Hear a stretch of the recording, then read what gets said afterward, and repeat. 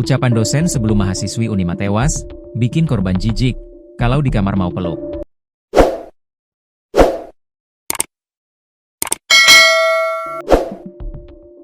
Ucapan dosen ke mahasiswi Universitas Negeri Manado, Unima, Evia Maria Mangolo sebelum tewas jadi sorotan. Hal itu diungkap oleh Evia Maria dalam surat yang ia tulis pada 16 Desember 2025. Di surat itu, Maria mengatakan kalau dirinya sangat tertekan dengan kasus pelecehan yang dilakukan sang dosen. Maria ditemukan meninggal dunia di kamar kosnya, kawasan Kaaten, Kota Tomohon, Sulawesi Utara, Selasa, 30 Desember 2025. Wanita berusia 21 tahun itu tewas dalam kondisi tergantung di kamar kosnya. Ia diduga mengalami depresi karena mendapat tindakan pelecehan seksual yang dilakukan oleh sang dosen. Namun keluarga melihat ada yang janggal di balik kematian Maria. Mulai dari adanya tanda biru di bagian kaki Maria. Saat itulah, ada tanda biru serta tanda seperti luka, ujar Ketsia dilansir tribunnewsbogor.com dari Tribun Manado, Jumat, 2 Januari 2026. Bukan cuma di kaki, keluarga juga menemukan diduga luka lainnya di bagian tubuh Maria, yakni di pinggang kiri dan paha atas tubuh korban. Karena penemuan itulah keluarga akhirnya menyerahkan kasus kematian Maria ke pihak kepolisian. Dari temuan lebam di tubuh Maria jugalah yang membuat keluarga curiga akan penyebab kematian Maria. Keluarga semakin dibuat bertanya-tanya soal penyebab Maria tewas setelah melihat kain di kosan korban. Untuk posisi kain juga agak janggal, ujar pengacara keluarga Maria, Ciprus Tatali. Karenanya, keluarga meminta agar jenazah Maria diotopsi. Surat Maria. Sebelum ditemukan tewas, Maria rupanya sempat menulis surat. Surat itu ia tulis pada tanggal 16 Desember 2025. Dalam surat itu, Maria menceritakan kronologi pelecehan yang dialaminya. Ini kronologi yang ditulis Maria dalam suratnya. Kronologi kejadian. Pada hari Jumat tanggal 12 Desember, sekitar jam 1 siang Nerdani chat ke saya. Beliau bertanya kepada saya kalau saya bisa urut ke dia. Saya jawab, Maria tidak tahu urut Ner bilang Ner capek sekali. Dalam pikiran saya itu bukan hak saya untuk melayani dia seperti itu. Sebelumnya ada percakapan di chat yang mana beliau bilang ke saya begini, jangan bila Pak hari kedua kalau mau pijit Pak Ner. Kebetulan saya bersama teman saya Daisy, hari kedua dan Revina bawa lagi duduk di food court kampus. Saya kasih baca chat saya dari Nerdani ke Deis, mereka berdua bilang ke saya jangan pergi, tapi Nerdani sudah mengalihkan pembicaraan menyangkut rekapan nilai, yang sebenarnya sudah daya selesaikan itu. Tapi karena saya pikir ada yang akan diubah, saya berpikir untuk pergi ke Nerdani di depan parkiran mobil kampus. Sebelum saya pergi tepatnya jam 19.20 saya sudah live lokation di grup WhatsApp saya dan teman saya Radina Dedeshe. Setelah saya sampai di tempat parkiran, beliau menyuruh saya untuk naik ke mobilnya, saya pun naik dan saya bertanya kepada beliau bahwa saya kesini mau ngapain, ada yang mau diubah nilainya? Terus beliau hanya bilang Ner capek sekali. Saya chatting ke teman saya kalau semisal mobilnya jalan, kalian pantau terus saya di live lokatio. Kebetulan HP saya baterainya sedikit sekali jadi saya semakin takut.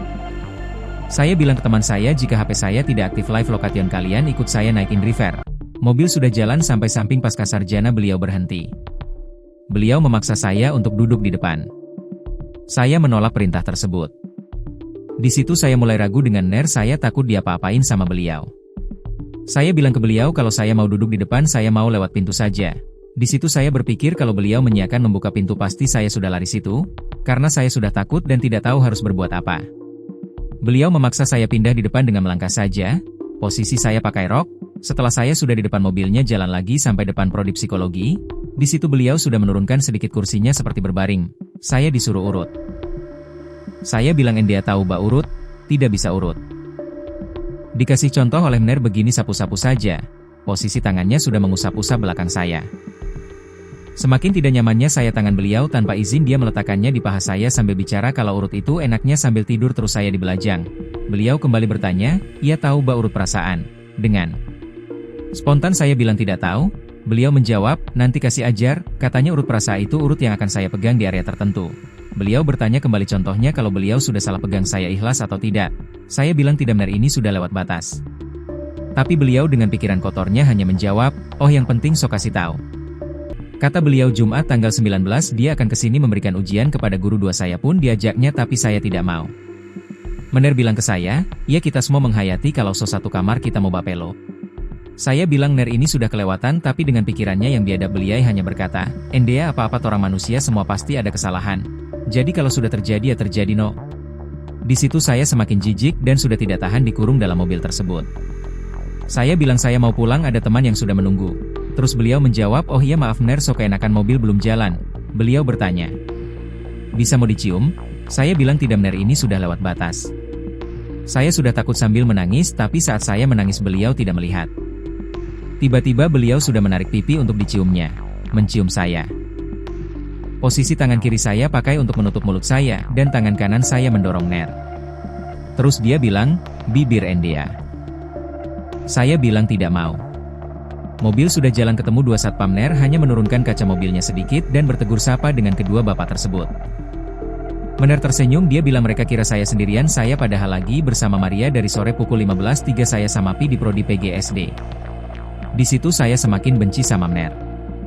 Karena dengan perilakunya tidak mencerminkan dia adalah dosen. Pada saat itu beliau berkata bahwa dia adalah dosen yang paling bahagia. Pada tanggal 16 Desember beliau chat saya tapi saya tidak meresponnya.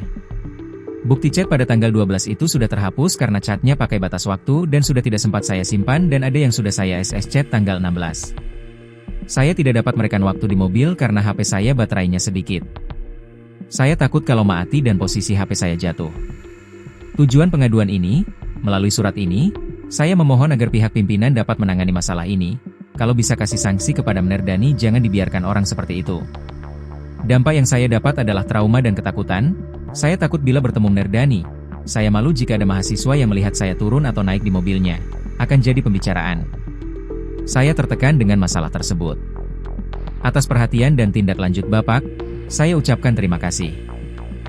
Kasus kematian Evia Maria Mangolo yang ditemukan tewas tak wajar di kosnya pada Rabu, 30 Desember 2025, kemarin masih menyisakan tanda tanya.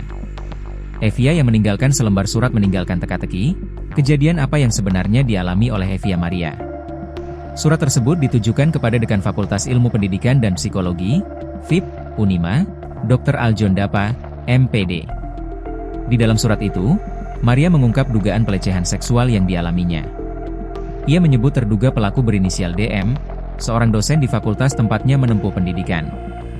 Dengan rinci, Maria menuliskan kronologi kejadian yang menurutnya sangat memengaruhi kondisi psikologisnya. Dalam surat itu, korban mengungkap bahwa peristiwa bermula dari sebuah pesan singkat.